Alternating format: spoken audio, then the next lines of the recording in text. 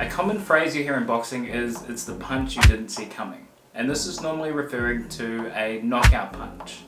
But have you ever thought why this might be?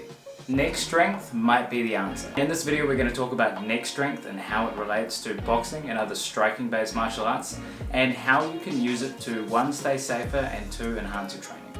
Recently more and more evidence has come out to suggest the use case for neck strengthening to help prevent concussions. There was a study that came out in 2014. They assessed neck strength in the preseason and made some correlations between athletes who suffered concussions and those that didn't. What the researchers concluded was for every additional 1 pound of neck strength, the likelihood or the chance of concussion was decreased by 5%. Another study in 2002 that followed professional rugby players showed a 10% change in neck strength equaled a 13% reduced concussion rate, which again is pretty crazy.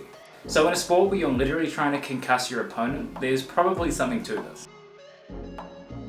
So let's talk about the role of my neck when it comes to boxing. Primarily the role of my neck is to resist movement and stabilize my head. Any excessive movement that occurs at my head creates more chance or more opportunity for concussion to happen. So we've talked about fighting, but we haven't talked about other benefits to neck training. Number one is probably going to be the most obvious, is that you're going to have less training-based injuries.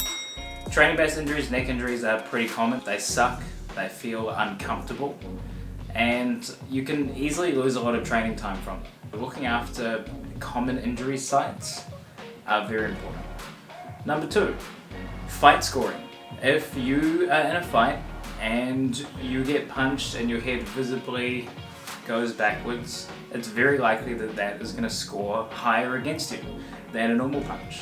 In sports like amateur boxing, things like this can easily result in an 8 count, regardless of how damaging the punch was. So when it comes to training, the primary goal for my neck should be to reduce movement and to stabilize. To do this, we primarily use isometric based exercises, and we do it in a way that is to prevent movement from my head going backwards, we call this anti-extension, and from going sideways, which we call anti-lateral flexion. One way we do this is to use a Swiss ball. Basically the way I start these is I start with my head facing up, I push my head into the Swiss ball and then drive forward.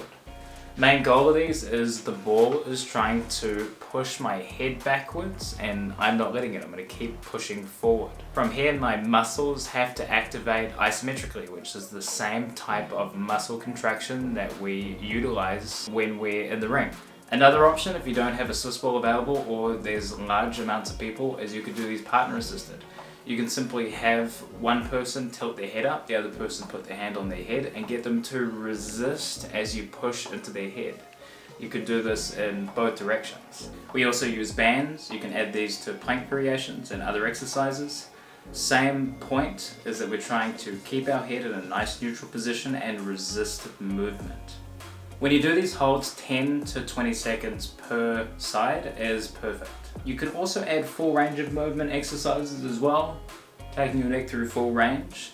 That's going to be beneficial for reducing training-based injuries. A good starting point is 2 to 3 times per week for this. You can do more with the types of exercises we've gone over, but this is going to be a great base and starting point for you to build off. The way I do this, just like boxers do core after their training sessions, consider adding in a little bit of neck as well. Consistency and making this a part of a routine goes a long way. We're going to revisit our first statement. It's the punch you don't see coming. The factor to this that we haven't talked about is reaction time. If I don't see a punch, I don't have the ability or the time to react. I don't have the ability or time to brace. Means more potential movement of my head, potentially resulting in a higher chance of being knocked out. Where this highlights bracing being a big factor, in reality, both are going to be important. That's all for today. If you want more tips on how to be a better fighter, keep an eye out and subscribe. See you next time.